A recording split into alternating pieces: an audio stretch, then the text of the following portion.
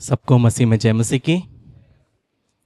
मैं विश्वास करता हूँ कि आप अच्छे हैं, भले चंगे हैं और परमेश्वर के काम को अपने जीवन में देख रहे हैं। और मैं आशा करता हूँ कि आज के वचन से परमेश्वर हमसे बात करेंगे। कितने लोग चाहते हैं परमेश्वर हमसे बात करे? आमीन। आज का मैसेज थोड़ा छोटा हो सकता है, लेकिन मैं विश्वास करता हूँ कि इस छोटे से वचन से भी परमेश्वर का आत्मा हमसे बात करेगा। आज का जो वचन है यूहन्ना 2 उसका 1 से 11 से लिया गया है। John chapter 2 versus 1 to 11। वहाँ लिखा है, फिर तीसरे दिन गलील के काना में किसी का विवाह था और यीशु की माता भी वहाँ थी। यीशु और उसके चेले भी उस विवाह में निमंत्रित थे। जब दाखरस घट गया तो यीशु की माता ने उससे कहा, उनके पास दाखरस नहीं रहा। यीशु ने उससे कहा, हे महिला, मुझे तुझसे क्या काम, अभी मेरा समय नहीं आया। 5वां वचन एक साथ पढ़ेंगे। उसकी माता ने सेवकों से कहा, जो कुछ वो तुमसे कहे वही करना। वहाँ यहूदियों के शुद्ध करने की रीति के अनुसार पत्थर के 6 मटके धरे थे, जिनमें 2-2, 3-3 मन समाता था। यीशु ने उनसे कहा, मटकों में पानी भर दो। उन्होंने उन्हें मुँहा मुँह भर दिया। तब उसने उनसे कहा, अब निकाल कर बोझ के प्रधान के पास ले जाओ। और वे ले गए। जब बोझ के प्रधान ने वे पानी चखा तो दाखरस बन गया था और नहीं जानता था कि वह कहाँ से आया, परंतु जिन सेवकों ने पानी निकाला था वे जानते थे। तो बोझ के प्रधान ने दूल्हा को बुलाकर उससे कहा, हर एक मनुष्य पहले अच्छा दाखरस देता है और जब लोग पीकर छक जाते हैं तो मध्यम देता है, परंतु तूने अच्छा दाखरस अब तक रख छोड़ा है। यीशु ने गलील के काना में अपना ये पहला चिन्ह दिखाकर अपनी महिमा प्रकट की और उसके चेलों ने उस पर विश्वास किया।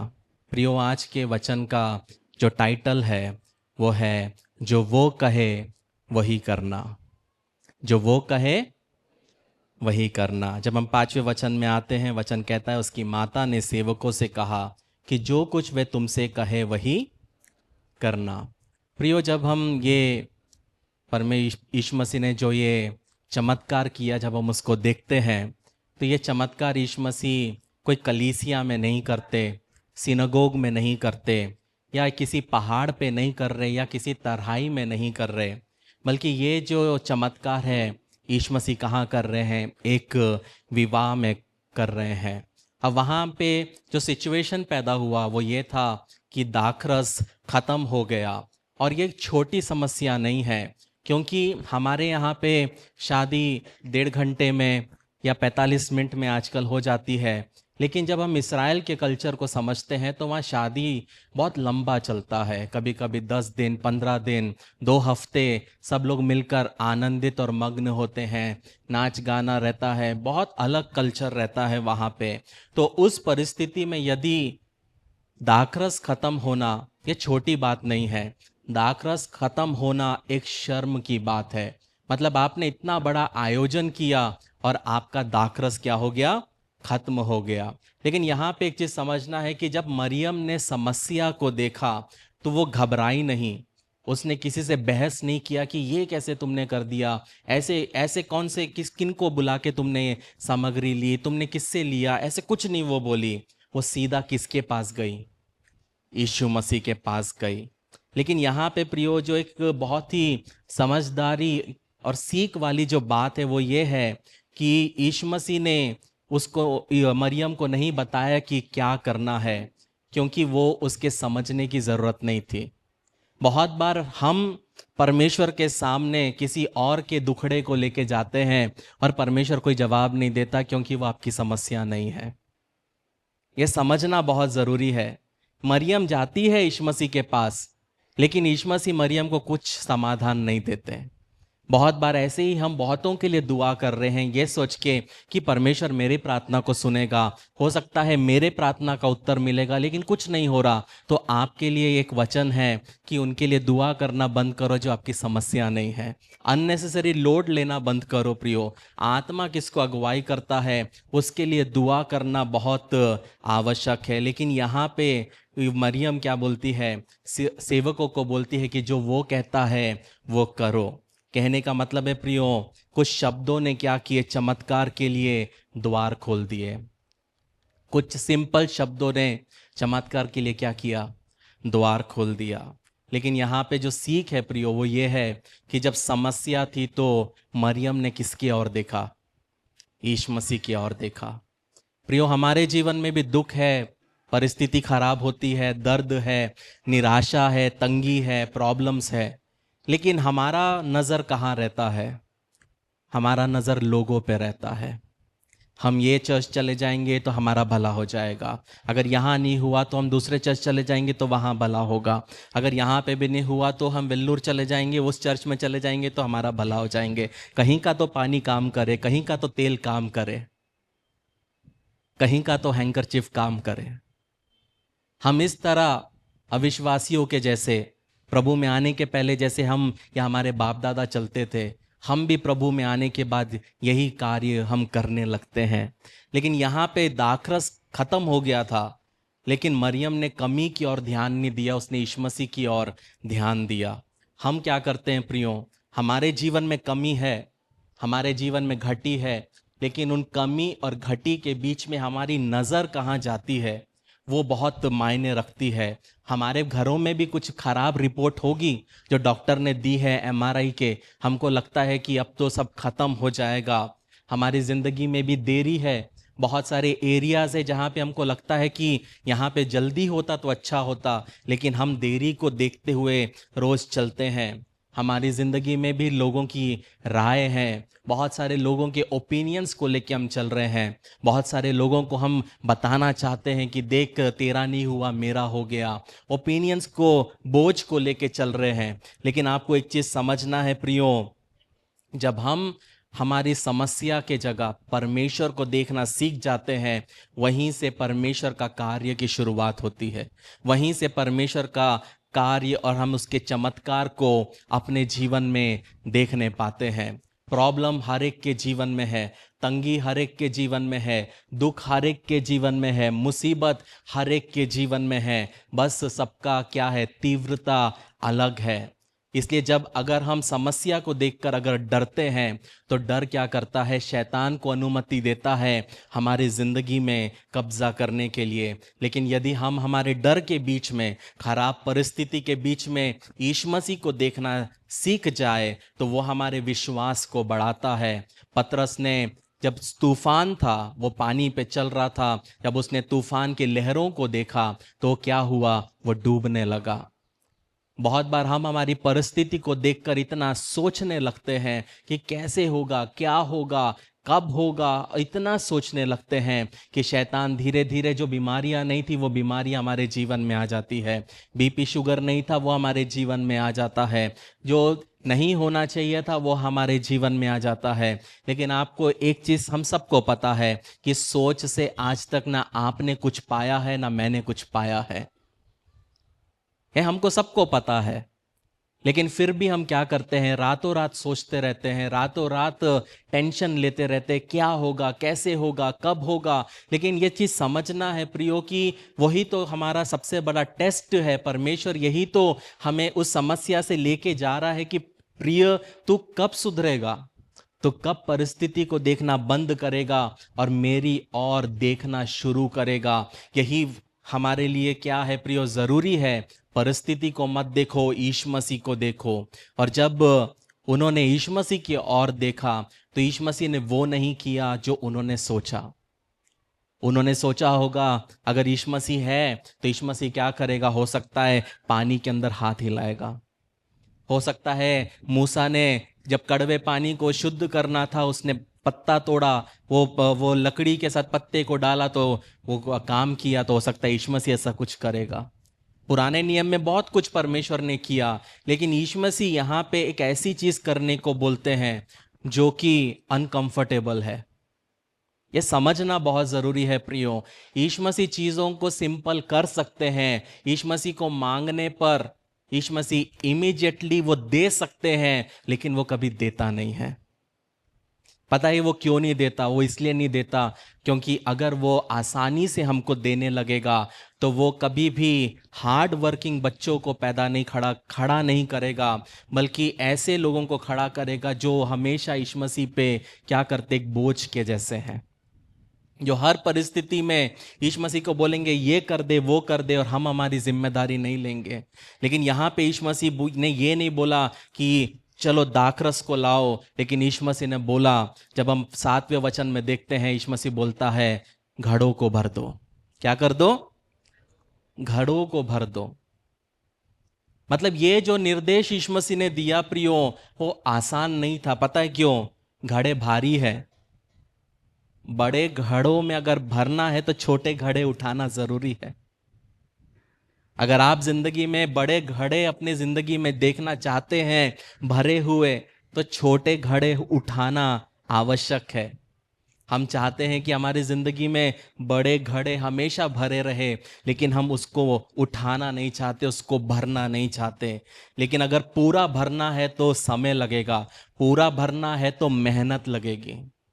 मतलब यीशु मसीह वहां पे क्या कर रहे हैं? यीशु मसीह वहां पे सिखा रहे हैं कि मेरा कार्य अगर देखना है तो मेहनत करना आना चाहिए। मेरा कार्य अगर देखना है तो मेहनत करना चाहिए। वहां पे यीशु मसीह घड़ों को उठाने का निर्देश देते हैं, और वहां पे एक और चीज हो रही है, लोग भी देख रहे हैं। क्या देख रहे हैं? लोग भी देख रहे हैं। अब लोगों के सामने में घड़ा भरना ये सबके बस की बात नहीं है।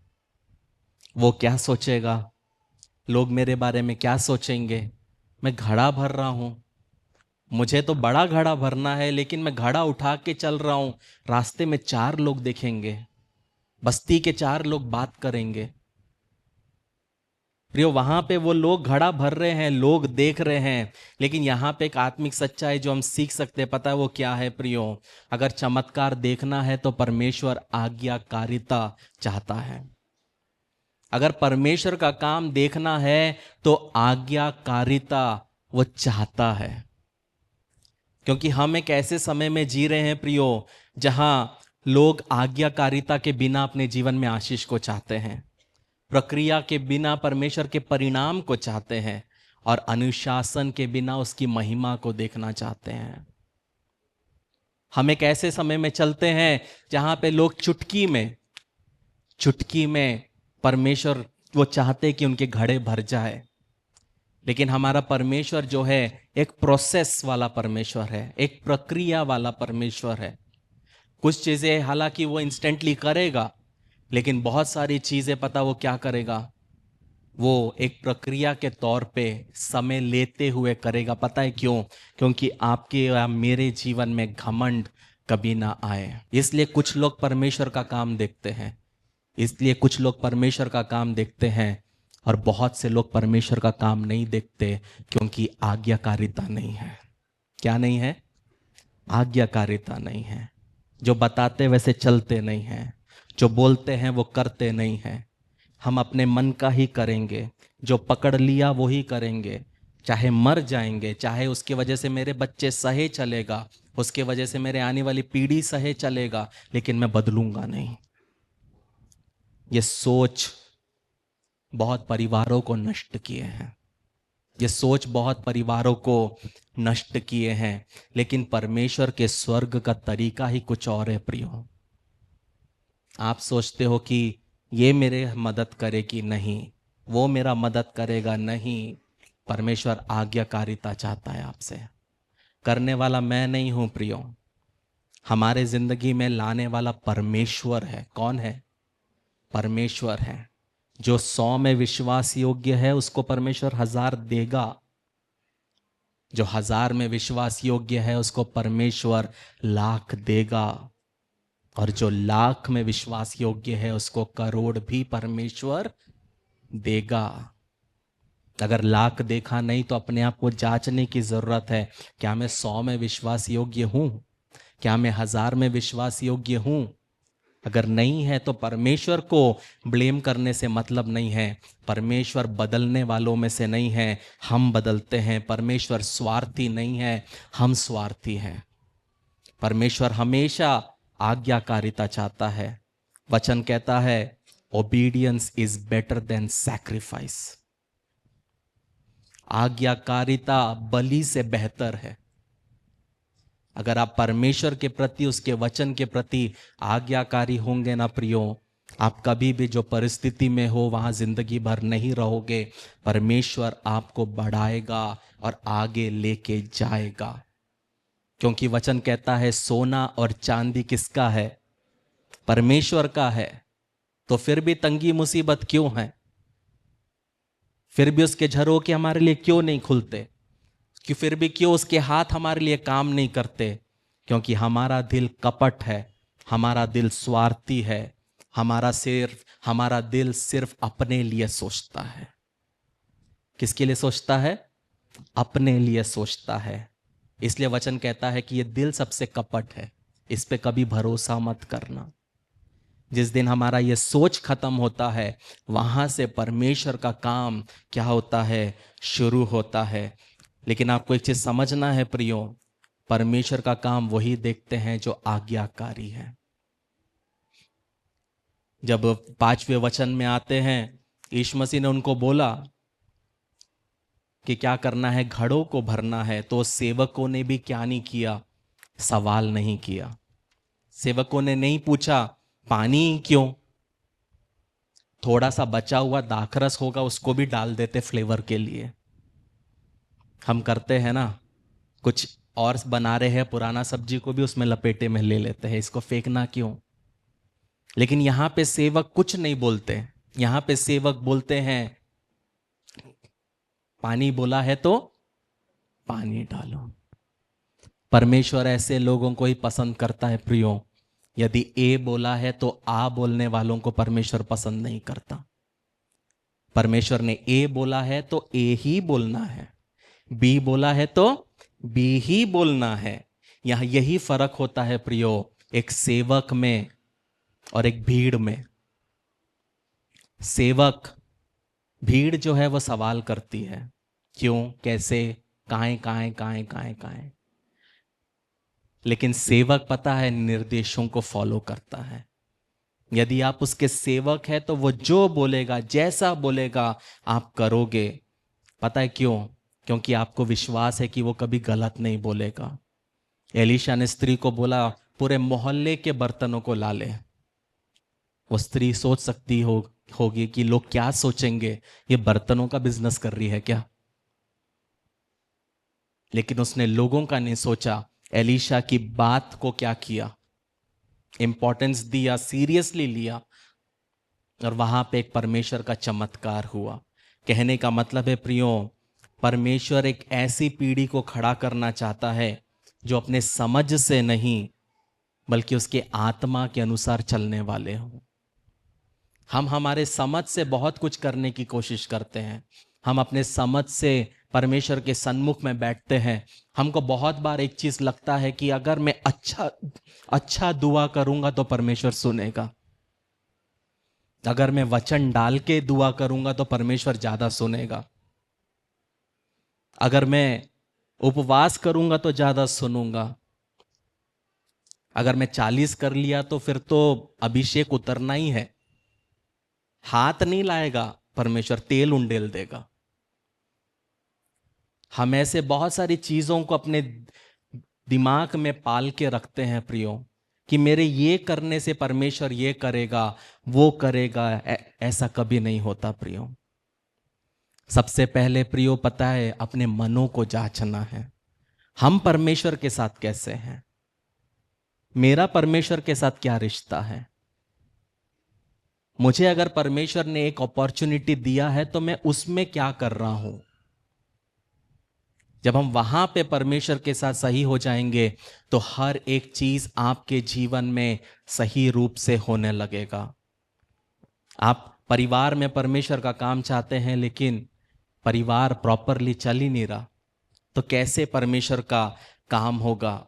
लेकिन एक चीज समझना है प्रियो, अगर हम बिना परमेश्वर से सवाल किए अगर चलना सीख गए, पता है वहां पे आप वो देखोगे जो आपने कभी सोचा नहीं। जब हम लोग बेलगांव में थे, एक समय था हमारे पास में पैसे नहीं थे। हमारे पास में पैसे नहीं थे, कुछ ही पैसे थे। परमेश्वर का आत्मा मुझसे कहा, एक सिस्टर को याद दिलाया, विधवा है, बोली जाके इसको 5,000 दे। मैं बोला फिर तो कुछ बचेगा ही नहीं हमारे लिए। जो था निकाला, निकाल के गए, उनके हाथ में रख दिया। उनके घर में जो था उन्होंने दिया, उसको खाया आशीषित करके। जब रास्ते में थे, मोबाइल बजता है, किसी ने 20,000 डाल दिए।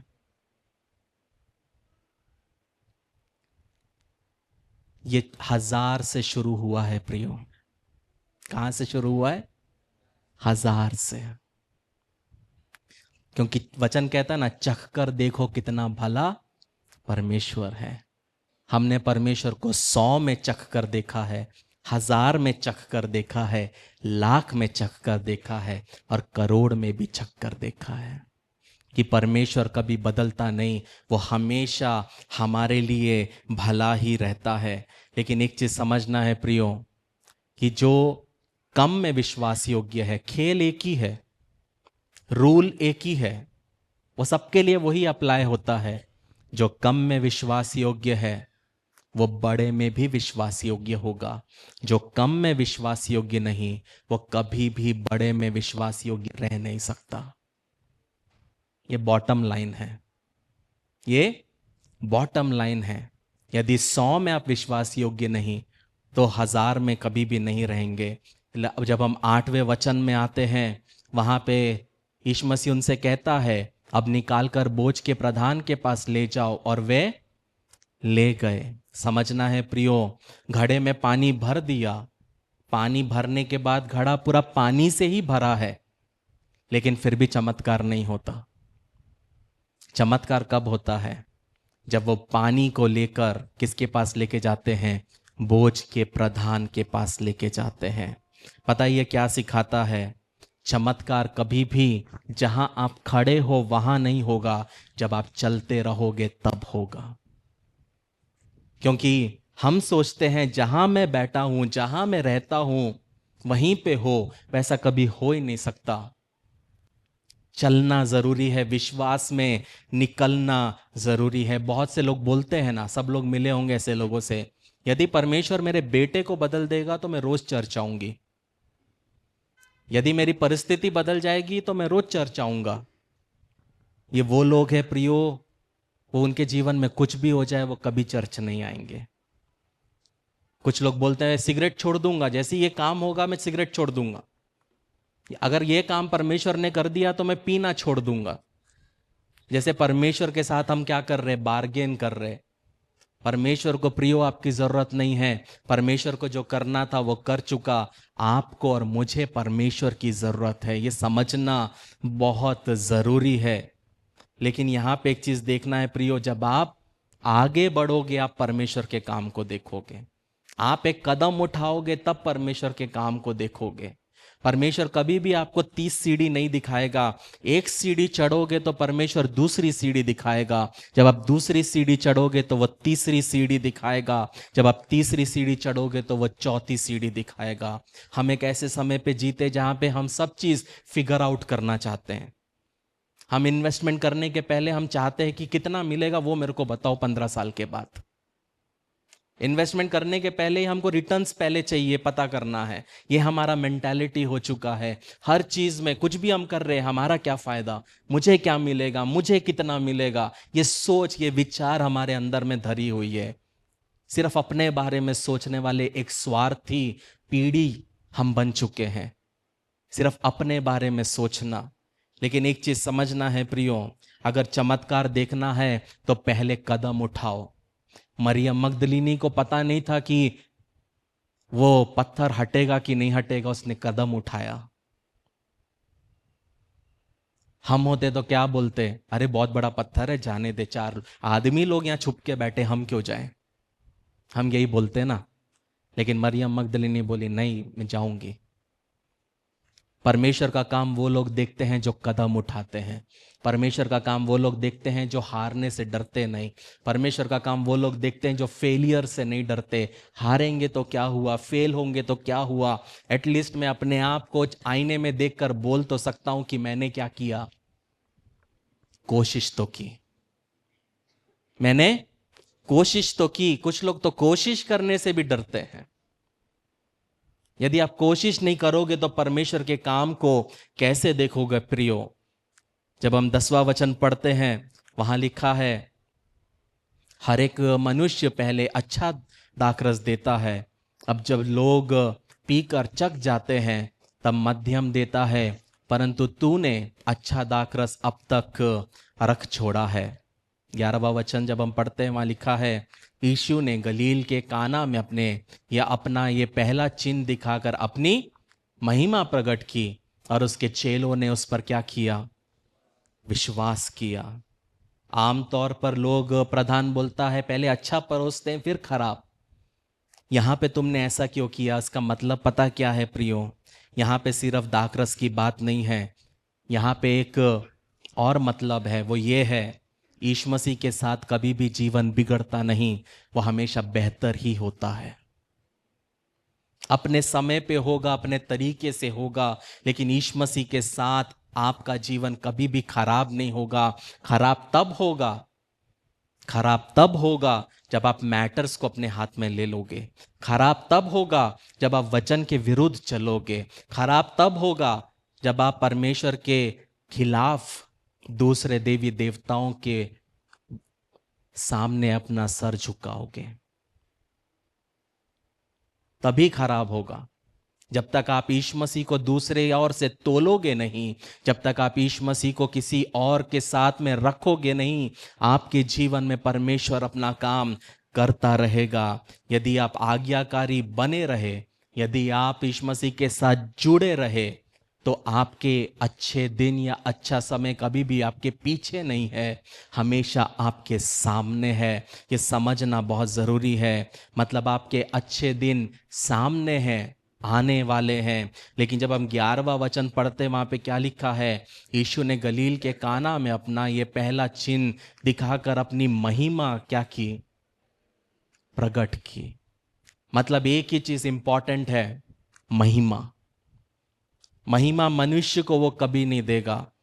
अगर आपको लगता है आप बहुत एजुकेटेड है, ये करने से मैं को ये हो जाएगा, ऐसा हो जाएगा, वैसा हो जाएगा, आपका कुछ भी नहीं होगा, क्योंकि आपके सोच में आप अपने लिए महिमा मांग रहे हो कि मेरे एजुकेशन से ये हो जाएगा, वैसे हो जाएगा, मेरी घर की परिस्थिति बदल जाएगी। नहीं होगा वो काम यदि आप अपनी सोच से करने वाले हो और परमेश्वर की महिमा आप खुद लेने वाले हो। जब हम यूहन्ना 11 उसका 1 से 6 पढ़ते हैं, यूहन्ना 11 उसका 1 से 6 वहां लिखा है, मरियम और उसकी बहन मार्था ने गांव बेतनिया का लाजर नामक एक मनुष्य बीमार था। ये वही मरियम थी जिसने प्रभु पर इत्र डालकर उसके पांवों को अपने बालों से पोंछा था।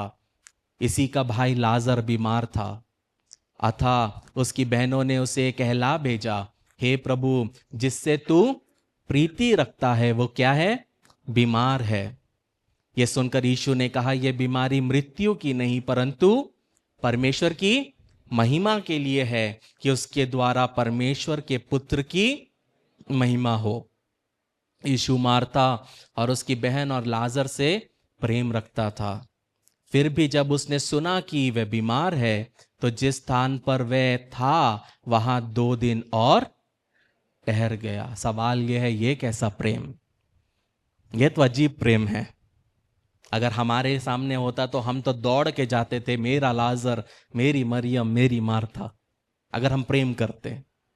लेकिन यीशु मसीह का प्रेम पता क्या है? उसका प्रेम कठोर प्रेम है। उसका प्रेम साधारण प्रेम नहीं है। उसके हर एक काम में एक ही चीज मैटर करता है, प्रभु को महिमा मिले। हर एक कार्य में क्या हो, उसको महिमा मिले। मतलब वो आपको तब तक तोड़ेगा जब तक आप ये नहीं कहो, प्रभु अब मुझसे कुछ नहीं हो सकता, तू बढ़े मैं घटे। जब तक आप अपने घुटनों में आके रो रो के बोलोगे हो गया प्रभु, इनफ इज इनफ, अब मुझसे नहीं हो सकता, वहां पे परमेश्वर का काम की शुरुआत होती है। जब तक आपको लगेगा कि आपके बलबूते आप कुछ कर लोगे, आप कभी भी परमेश्वर के काम को देखने नहीं पाओगे, क्योंकि आपके जुबान से खुद की महिमा निकल रही है, खुद के लिए महिमा आप मांग रहे हो। ये समझना बहुत जरूरी है। परमेश्वर हर चीज हमारे जीवन में जो होने देता है, उसका कारण एक ही है कि उसको महिमा मिले, स्वर्ग को महिमा मिले। जब हम योना के जीवन को देखते हैं प्रियो, परमेश्वर ने योना को कहा कहां जा, निनवे जा। कहां जाता है? तरशीश जाता है। लेकिन एक चीज समझना है, योना ने कभी ना नहीं बोला, सिर्फ योना ने टिकट ले लिया। कई बार ना बोलने की आवश्यकता नहीं होती, आपका व्यवहार दिखाता है कि आप करना नहीं चाहते। कितने लोग समझ रहे हैं? कभी ना बोलने की जरूरत नहीं है, आपका व्यवहार ही दिखा देगा कि आपको नहीं करना है। सवाल ये उठता है कि क्या आप अभी भी वही कर रहे हो जो करने के लिए परमेश्वर ने आपको चुना है? योना को परमेश्वर ने निनवे जाने के लिए चुना था, लेकिन वो तरशीश जाने के लिए क्या करता है? तैयार हो जाता है।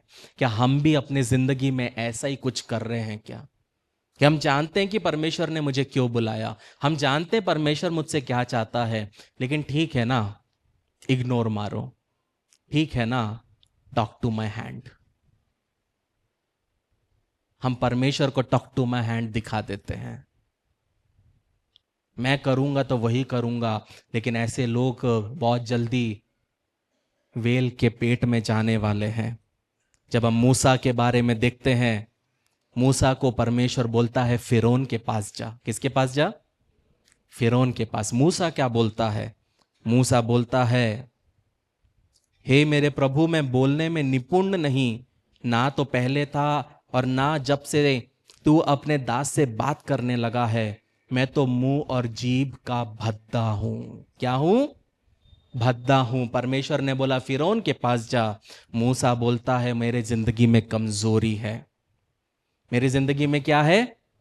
कमजोरी है। बहुत बार परमेश्वर चाहता है हम राजाओं के सामने जाए, लेकिन हम हमारी कमजोरी को पकड़ के रखते हैं और बहुत बार कमजोरी को एक बहाना बना देते हैं आज्ञाकारिता ना दिखाने के लिए। मेरे जिंदगी में तो ये दुख है, मेरे जिंदगी में तो ये दर्द है, मेरे जिंदगी में तो ये पेन है। आप नहीं समझोगे। ये लाइन बहुत बार बोली होगी आपने लोगों को, या आपने सुनी होगी, आप नहीं समझोगे। मेरे जिंदगी में जो चल रहा है ना, आप नहीं समझोगे। ये जो यहां जो दर्द हो रहा है ना, ये आप नहीं समझोगे। बोलते हैं कि नहीं बोलते हैं? हमको लगता है हमारा ही दर्द सबसे बड़ा है। जाओ हॉस्पिटल में और आईसीयू में देखो, नंगे पड़े हुए, हर एक छेद में से पाइप लगे हुए इंसान को जाके बोलना मेरा दर्द तू नहीं समझेगा। हमसे भी दर्द में पड़े हैं अभी लोग। ये समझना है प्रियो। बहुत बार हम परमेश्वर का काम क्यों नहीं देख पाते? क्योंकि हम बहाने बनाने में हमने पीएचडी की है। हम कैसे उसका काम नहीं करें, उसके लिए हम बहानों को ढूंढते हैं। जब हम मत्ती 20 उसके 22 में जाते हैं, वहां पे एक अमीर व्यक्ति को देखते हैं। अमीर व्यक्ति यीशु मसीह के पास आता है, बोलता अनंत जीवन पाने के लिए मैं क्या करूं? मैं सब कर सकता हूं। यीशु मसीह सिर्फ एक चीज बोलता है, जो कुछ तेरा है उसको गरीबों को बांट दे। बेचारा दुखी चला गया, क्योंकि वो पैसे को पकड़े रखना चाहता था। आज सवाल यही है परमेश्वर का आपसे, क्या आप किसी को पकड़ के रखे हो अपनी जिंदगी में? चाहे वो चीज हो, जॉब हो, व्यक्ति हो, आपके सपने हो, आपके टैलेंट हो, आपके दान होंगे, आपके वरदान होंगे, मतलब पकड़ के रखा है। छोड़ने से डर। अगर छोड़ने से डर है प्रियो, तब परमेश्वर के काम को अपने जीवन में आप नहीं देख सकते। आप हर एक चीज हमेशा खुद नहीं कर सकते, आपको हमेशा लोगों की जरूरत रहेगी। एक व्यक्ति को हम बाइबल में देखते हैं, नामान। क्या था जिंदगी में? कोढ़ था। जब हम दूसरा राजा 5वें अध्याय में देखते हैं उसके बारे में, उसको लगा, जब हम 11 और 12वां वचन पढ़ते, उसको लगा कि वो जब एलीशा के सामने जाएगा तो वो परमेश्वर से उसके लिए दुआ करेगा 11 और 12वां वचन में, और वो अपना हाथ फेरेगा उसके ऊपर और वो चंगा हो जाएगा। लेकिन एलीशा क्या बोलता है? यरदन नदी में जाके डुबकी मार। और वो अचानक से क्या होता है? क्रोधित हो जाता है। क्या हो जाता है? क्रोधित। रियली? सच में? वहां पे इतने अच्छे आरओ का पानी होते हुए मैं यहां के कीचड़ में डुबकी मारूं? पता है वो क्या है? वो शब्द, वो घमंड है। क्या है वो? घमंड है। मतलब मुझसे छोटा मैं कैसे करूं? ये काम मैं नहीं कर सकता। अपने घर में हम कर सकते, पर 4 लोगों के सामने हम नहीं कर सकते, क्योंकि लोग क्या सोचेंगे? लोग क्या सोचेंगे? नामान बोलता है मेरे वहां पे इतना अच्छा पानी है, मैं यरदन में डुबकी क्यों लगाऊं? जब मैं बाहर आऊंगा तो मेरा स्किन पूरा कैसा दिखेगा? मीम बन जाएंगे, वायरल हो जाऊंगा मैं तो। उस जमाने का अपना सोच है। हमारे अंदर यह सोच कभी नहीं होनी चाहिए प्रियो। परमेश्वर छोटा काम दे, बड़ा काम दे, काम काम होता है और उसकी इज्जत करना बहुत जरूरी है। बहुत बार हम उसका काम क्यों नहीं देख पाते? क्योंकि परमेश्वर आपको ऐसा काम देता है आप करना नहीं चाहते। परमेश्वर ऐसा काम देता है कि आप नहीं करना चाहते, क्योंकि आपको लगता है ये तो मेरी तौहीन है। क्या है? तौहीन। ऐसा कैसे हो सकता है? मैं तो सो एंड सो हूं। आप परमेश्वर का काम नहीं देख सकते अगर ये सोच आपके अंदर है कि हम तो इसमें ही चलते हैं, हम इसके नीचे नहीं चलेंगे। ये सोच के साथ यदि आप चलोगे, आप परमेश्वर के काम को देख नहीं पाओगे। आखिरी में एक व्यक्ति को देखते हैं, वो है पतरस। जब हम लूका 5:5 पढ़ते हैं, रात भर मछली पकड़ने की कोशिश की, लेकिन क्या हुआ? थक गए। लेकिन वो क्या करता है? वो पतरस बोलता है, शमौन ने उसको उत्तर दिया, हे स्वामी, हमने सारी रात मेहनत की और कुछ ना पकड़ा, तो भी तेरे कहने से जाल डालूंगा। किसके कहने से? तेरे कहने से। जो वो कहे वही करो प्रियो। यदि हम उसके कहने पर अगर जीवन जीना सीख जाए, हम परमेश्वर के काम को अपने जीवन में देखने पाएंगे। पतरस ने तर्क और अनुभव के खिलाफ जाके यीशु मसीह के बात को माना। वो एक प्रोफेशनल मछुआरा है। कौन है? प्रोफेशनल मछुआरा। उसको पता है आप अगर नदी में जाओगे, आपको पता होना चाहिए कि वो मछलियां रात को क्यों पकड़ने जाते हैं, क्योंकि दिन में इतनी रोशनी रहती है कि मछलियां सतह पे नहीं आती है। जब रात होती है और रोशनी कम होती है तब मछलियां ऊपर आती है, इसलिए मछुआरे रात को मछली पकड़ने जाते हैं। प्रोफेशनल को कारपेंटर बोल रहा है दहीने और डालना। आप होते तो क्या करते? बड़ा आया मुझे सिखाने वाला, मछली का कांटा कैसे डालते नहीं आता इसको, मेरे को सिखाएगा। हम ये बोलते हैं। लेकिन पतरस ने अपना तर्क और अनुभव को साइड में रखकर क्या किया? उसने वो किया जो बोला गया। आपको लग रहा है मैं मजाक बोल रहा हूं? ये बहुतों के मुंह के शब्द है, जो आत्मा मुझे बोलता है वही मैं आपको बताता हूं। बस खड़ा करके नाम नहीं लेता आपका, क्योंकि फिर अगले संडे आप आओगे नहीं। इसलिए बोलता हूं जिसके कान है वो सुन ले। प्रियो, यदि आप सिर्फ चमत्कार के पीछे भागोगे, आप चमत्कारों को नहीं देखोगे। लेकिन आप यदि आज्ञाकारिता के पीछे भागोगे, हर दिन आपके लिए एक चमत्कार होगा। हमको चमत्कार चाहिए। हम चाहते हैं हमारा घड़ा इंस्टेंटली भर जाए, लेकिन ऐसा नहीं होगा।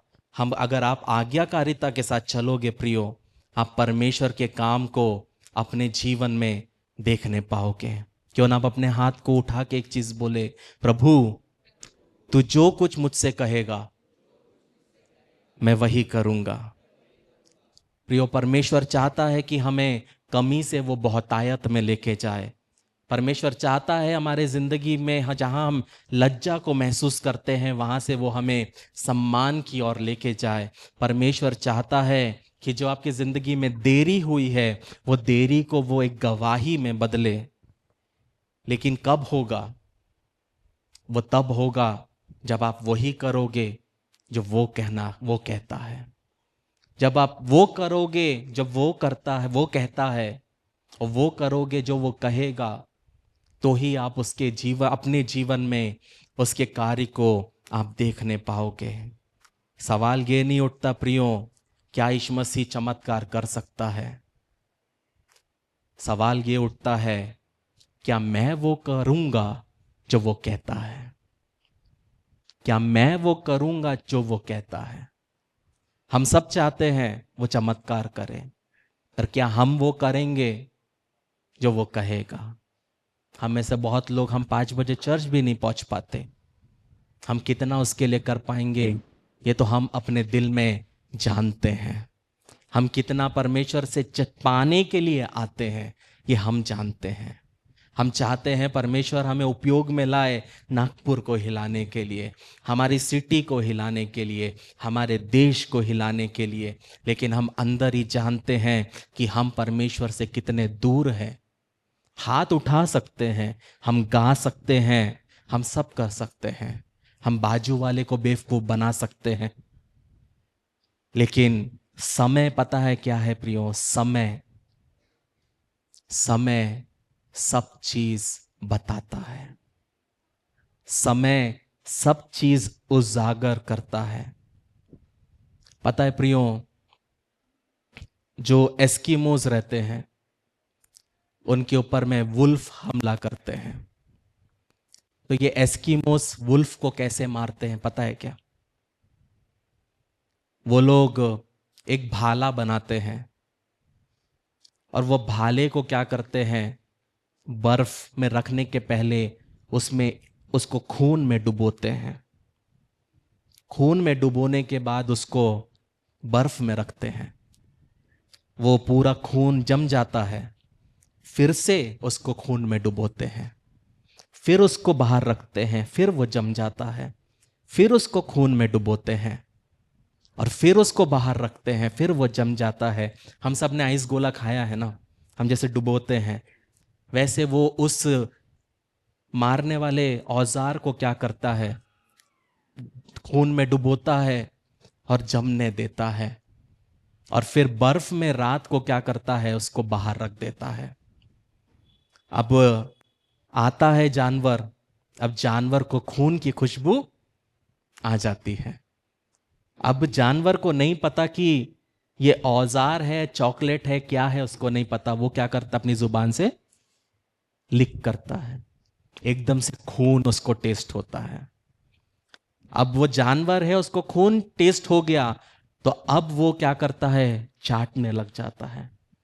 चाटते चाटते चाटते पहला लेयर हट जाता है, दूसरा लेयर हट जाता है, तीसरा लेयर हट जाता है, चौथा लेयर हट जाता है। अब वो बर्फ चाट रहा है, पता क्या हुआ, चाटते चाटते उसका जुबान सुन्न पड़ चुका है।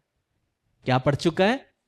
सुन्न पड़ चुका है। अचानक से बर्फ हट जाती है, चाकू औजार आ जाता है और अपनी ही जुबान जुप करके काट देता है। अब जब वो कट जाता है उसको पता नहीं, क्योंकि उसकी जुबान तो सुन्न है, उसकी जुबान सुन्न है। लेकिन और खून आया, उसको और मजा आ रहा है। किसका खून पी रहा है? खुद का ही पी रहा है। और फिर वो अपनी जुबान से मारता है, फिर अपनी जुबान से मारता है। मारते मारते मारते उसका जुबान क्या हो जाता है, श्रेड हो जाता है, ऐसा हो जाता है। और जब तक उसको समझ में आता है बहुत देर हो जाती है। वहां कोई डॉक्टर को बुलाने वाला नहीं। वो वहां से जाता है, थोड़ी दूर में उसका लहू बहते हुए वो क्या हो जाता है, मर जाता है। इसी तरीके से शैतान आपके और मेरे जीवन में काम करता है। हम पहली बार लेट आते चर्च में या पहली बार पाप करते, कुछ नहीं हुआ। दूसरी बार, तीसरी बार, चौथी बार, पांचवी बार, और एक दिन जब आप होश में आओगे, आपने अपनी जिंदगी को श्रेड कर चुके होंगे। जब आप पाप के साथ खेलते हो, जब आप अपनी जिंदगी में नफरत को रखते हो, जब आप जिंदगी में गलत काम करते हो, हमारा एंडिंग भी ऐसा ही होगा। पहली बार जब हम करते हैं, धीरे धीरे हम सुन्न पड़ते रहते हैं, फिर हमको अच्छा और बुरा नहीं पता चलता, फिर हम इंजॉय करते हैं, खुद के खून से हम इंजॉय करते हैं, खुद के ही जीवन से इंजॉय करते हैं। और एक दिन एकाएक हमारी मौत आएगी और हम अपने आप को जब नरक में पाएंगे, तब समझेगा कि मैंने क्या किया।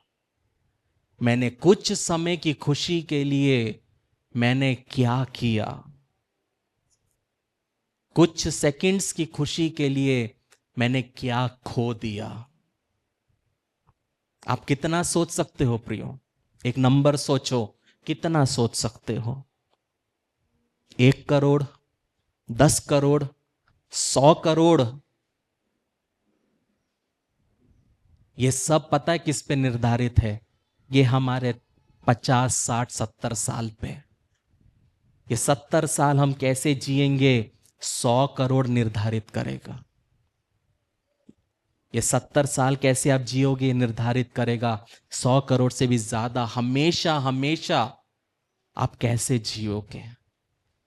इसलिए जब नेक्स्ट टाइम आपको पाप करने की इच्छा हो, नेक्स्ट टाइम आपको लगे चलता है, तो एक चीज समझना है, कहीं आप भी वो लोमड़ी और वो जानवर तो नहीं जो गलती से औजार पे अपने जबान को काट रहे हैं। आइए हम अपनी आंखों को बंद करें। प्रियो, यह समय है आपका और परमेश्वर के बीच का।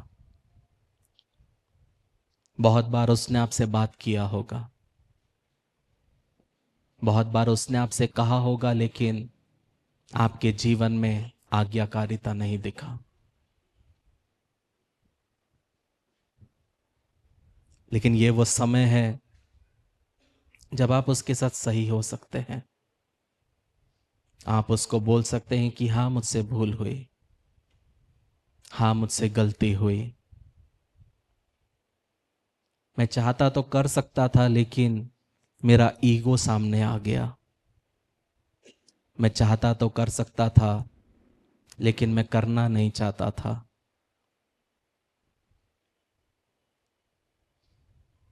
लेकिन अब जैसा तू चाहेगा वैसा मैं करूंगा। यह समय आपका और परमेश्वर के बीच का है प्रियो।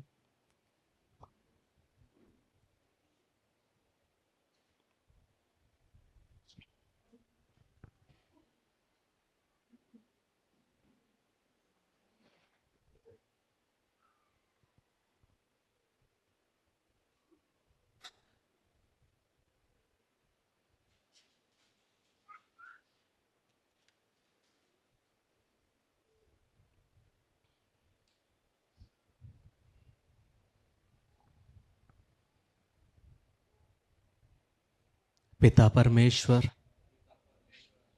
आज हमसे बात करने के लिए धन्यवाद। हमें सुनने वाला हृदय दे, और जो तू कहे उसे मानने की सामर्थ दे। हमारे जीवन से डर, देर और हिचकिचाहट को दूर कर। जब हमें सब कुछ समझ में ना आए, तब भी तुझ पर भरोसा करना सिखा। हम सुविधा की जगह आज्ञाकारिता चुनते हैं और डर की जगह विश्वास। हमारा जीवन तेरी महिमा के लिए हो, यीशु के नाम में, आमीन, आमीन, आमीन। आइए जोरदार तालियों के साथ उसको धन्यवाद दे। परमेश्वर आप सबको इस वचन के द्वारा आशीषित करे। आमीन। अब्राहम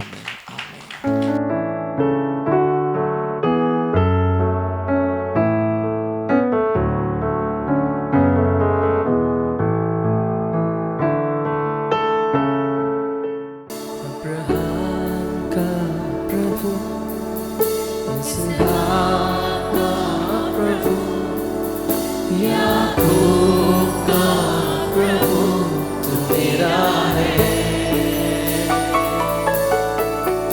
अब्राहम का प्रभु, इसहाक का प्रभु, याकूब का प्रभु, तू मेरा है। तू कभी ना छोड़ेगा, तू कभी ना ठुकराएगा, तू मेरा है, तू मेरा है। कभी ना छोड़ेगा, तू कभी ना ठुकराएगा, तू मेरा है, तू मेरा है। अब्राहम का प्रभु, इसहाक का प्रभु, याकूब का प्रभु, तू मेरा है। अब्राहम का प्रभु, इसहाक का प्रभु, याकूब का प्रभु, तू मेरा है। तू कभी ना छोड़ेगा, तू कभी ना ठुकराएगा, तू मेरा है, तू मेरा है। तू कभी ना छोड़ेगा, तू कभी ना ठुकराएगा, तू मेरा है, तू मेरा है। जिसके हाथ में मेरा कल, जिसके हाथ में मेरा हाथ, और आने वाला कल, वो मेरा है। जिसके हाथ में मेरा कल, जिसके हाथ में मेरा हाथ, और आने वाला कल, वो मेरा है। हाथ तो उठा के तू कभी ना छोड़ेगा, तू कभी ना ठुकराएगा, तू मेरा है, तू मेरा है। तू कभी ना छोड़ेगा, तू कभी ना ठुकराएगा, तू मेरा है, तू मेरा है।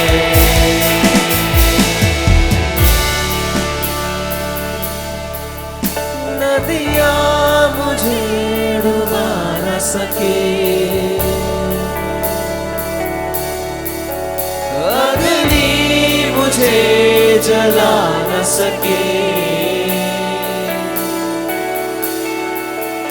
मेरा हाथ जो तूने थामा है। नदियाँ मुझे डुबा न सके, अग्नि मुझे जला न सके, मेरा हाथ जो तूने थामा है। नदियाँ मुझे डुबा न सके, अग्नि मुझे जला न सके, मेरा हाथ जो तूने थामा है। नदियाँ मुझे डुबा न सके, अग्नि मुझे जला न सके, मेरा हाथ जो तूने थामा है।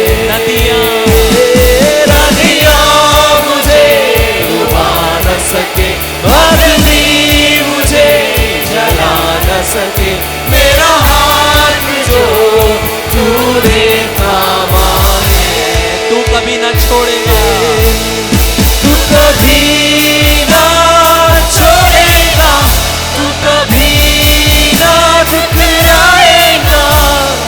मेरा है, मेरा है, तू कभी ना छोड़ेगा, तू कभी ना ठुकराएगा। मेरा है, मेरा है।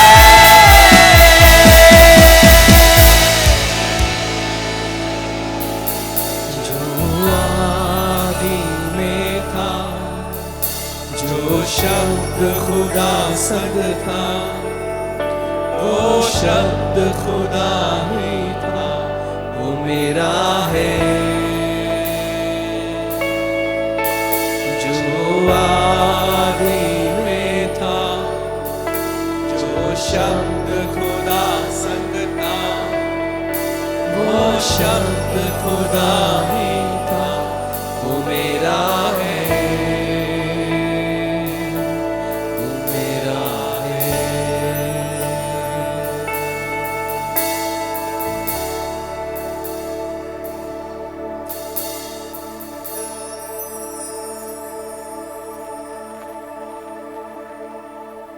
अब बाप के करीब आते हैं। हम जानते हैं कि अब आप अब्राहम, इसहाक और याकूब के परमेश्वर हैं, और आप जीवित हैं, इसलिए आपने जीवितों के साथ अपने आप को जोड़ा। उसके लिए आपका धन्यवाद देते हैं। और एक दिन आएगा कि हम अब्राहम और इसहाक और याकूब से मिलेंगे। इसलिए नहीं मिलेंगे क्योंकि वो राज घराने में पैदा हुए, इसलिए नहीं मिलेंगे क्योंकि वो राजकुमार थे, या वो अमीर थे, या वो ऊंचे ओहदे के थे। हम उनसे इसलिए मिलेंगे क्योंकि वो आपके प्रति विश्वास योग्य थे। जब आपने अब्राहम को बोला घर छोड़, 8 कमरे का घर छोड़कर वो तंबुओं पे निवास करना उसको सही लगा। उसने अपने पिता के साथ सिक्योरिटी वाली लाइफ को छोड़कर आपके साथ विश्वास में इनसिक्योरिटी को अपनाया।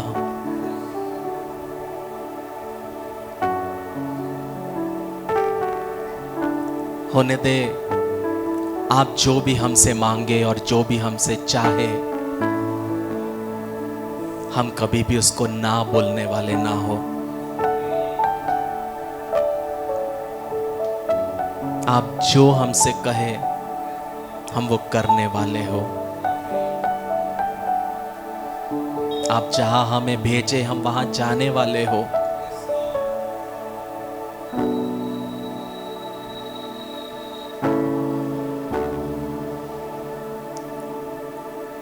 हम ये कभी ना देखने वाले हो कि मुझे तो बहुत घड़े उठाने पड़ रहे हैं, बल्कि जो जीवन आपने दिया है, आपके साथ चलते चलते मेहनत करते हुए अपने आने वाले पीढ़ी के लिए हम घड़े भरने पाए। हम आपसे सवाल पूछने वाले नहीं,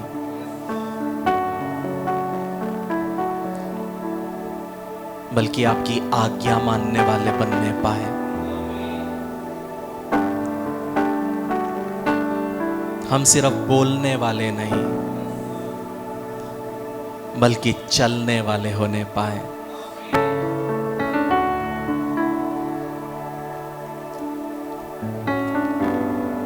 यदि यीशु चाहता तो बोल के उसको दाखरस बना सकता था,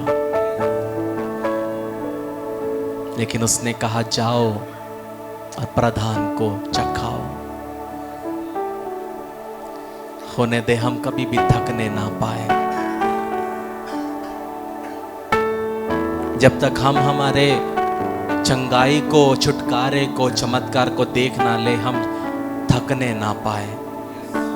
हम विश्वास में चलते जाए कि मेरी भी गवाही आएगी, मेरा भी दिन आएगा, मैं भी अपने छुटकारे को देखूंगा, मैं भी अपनी गवाही को देखूंगा, मैं भी अपने प्रार्थना के उत्तर को देखूंगा। Thank you Jesus, thank you Jesus. यहाँ उपस्थित हर एक व्यक्ति को आपके हाथों में देता हूँ, उनके जीवन को, उनके परिवार को आपके हाथों में देता हूँ। यहाँ उपस्थित कोई भी व्यक्ति आपके सन्मुख में अपने स्वार्थ के साथ ना आने पाए।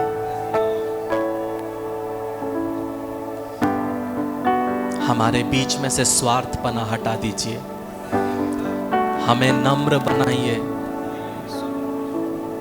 ताकि हम हमेशा आपसे पाने वाले नहीं, बल्कि हम सिर्फ आपकी आराधना इसलिए करें कि क्यों जो आप हैं। हम आपकी आराधना सिर्फ इसलिए करें जो आप हैं, जो आपने हमारे लिए किया और जो आप हमारे लिए करने वाले हैं। यहाँ खड़ा कोई भी व्यक्ति के जीवन में प्रभु जी कमी ना होने पाए, तंगी ना होने पाए, मुसीबत ना होने पाए, बीमारी ना होने पाए। प्रभु जी सबको बढ़ाइए। 2025 जैसा 2026 ना होने पाए, जनवरी जैसा दिसंबर ना होने पाए। हर एक के घर में रेनोवेशंस होने पाए, हर एक के जीवन में रेनोवेशंस होने पाए। दिल के अंदर जो छुपे हुए कमरे टूटने पाए और उस कमरे में छुपाए हुए चीजें जलने पाए। ऐसा आप कर रहे, इसलिए आपका धन्यवाद देते हैं। सबको बढ़ाइए, आपके जैसे बनने के लिए हमें मदद करिए। आप बड़े, हम घटे, हमारे जीवन के द्वारा सिर्फ और सिर्फ आपके नाम की महिमा हो। हम एक ऐसा इंसान बनने में मदद करिए जैसा आप चाहते हैं। हमारे बोलचाल में, चाल चलन में, रहन सहन में आप दिखने पाए। छोटी सी विनती आपके बेटे यीशु नासरी के नाम से मांगते हैं, सुन और कबूल कर। आमीन, आमीन, आमीन। प्रभु यीशु मसीह का अनुग्रह और परमेश्वर का प्रेम और पवित्र आत्मा की सहभागिता हम सबके साथ होती रहे। आमीन, आमीन, आमीन। तो आप विवाह के लिए आगे कदम बढ़ाने को तैयार हैं। बधाई। इससे पहले कि आप अपनी शादी के दिन की तैयारी में जुट जाएं, योजना बनाएं और परेशान होने लगें, एक सबसे महत्वपूर्ण बात न भूलें, आपकी शादी। एक अध्ययन के अनुसार विवाह पूर्व परामर्श या वैवाहिक थेरेपी पूरा करने वाले जोड़ों में तलाक की संभावना 31% तक कम होती है और कोर्टशिप टू मैरिज इसमें आपकी मदद करता है। हमारे कोर्स और पाठों में विवाहित जीवन के संघर्षों, वास्तविकताओं और रोजमर्रा की दिनचर्या जैसे कई विषय सम्मिलित किए गए हैं। इस कार्यक्रम पर कई जोड़ों का भरोसा रहा है जो जिंदगी के इस नए स्तर पर जाने के लिए तैयार हैं। लेकिन इसके लिए सिर्फ हमारी बात को ही न माने, आप अपना पहला पाठ मुफ्त सीख सकते हैं। एक बार जब आप कोर्टशिप टू मैरिज के साथ रजिस्ट्रेशन करते हैं तो आप हमारी 30 दिन की मनी बैक गारंटी द्वारा भी सुरक्षित रहते हैं और आप तैयार हैं एक सुखी वैवाहिक जीवन के लिए। courtship2marriage.com पर आज ही अपना पहला लेसन शुरू करें।